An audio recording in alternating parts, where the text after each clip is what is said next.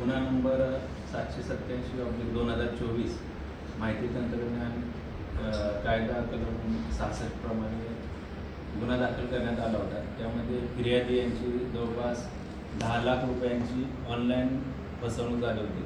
त्यामध्ये police station Kasarvadavali यांनी त्या गुन्ह्याचा तांत्रिक आणि इतर सर्व अनुषंगाने तपास करून त्याच्यामध्ये आत्तापर्यंत एकूण 4 आरोपी अटक केलेले आहेत।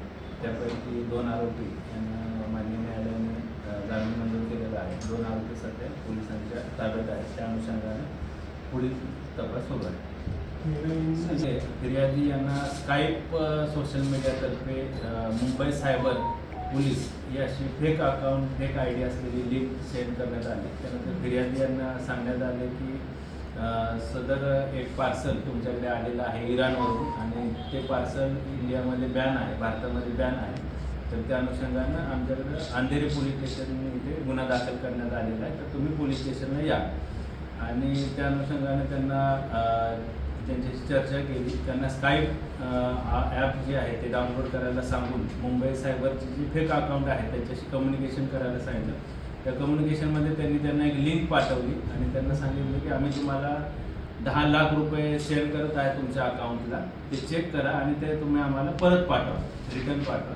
फिर्यादीने त्याप्रमाणे कारवाई केली। त्यांना 10 लाख रुपये अकाउंटमध्ये आले। ते अकाउंटमध्ये आलेले 10 लाख रुपये हे फिर्यादी यांच्या प्री सँक्शन जे पर्सनल लोन होतं त्या लोनचे पैसे होते। ते लोनसुद्धा सँक्शन हे संबंधित जे आरोपी आहेत किंवा हे फ्रॉड करणारे जे ऑनलाईन फ्रॉड करणारे आरोपी आहेत यांनीच ते लोन ऑनलाईन सँक्शन करून तात्काळ फिर्याद्यांच्या अकाउंटला पाठवलं। ते फिर्याद्यांच्या अकाउंटमधून पुन्हा संबंधित आरोपींच्या अकाउंटला ते रिटर्न पैसे त्यांनी रिटर्न केले। सोलो ओव्हरपर्यंत तपासामध्ये 10 लाख रुपये झाले।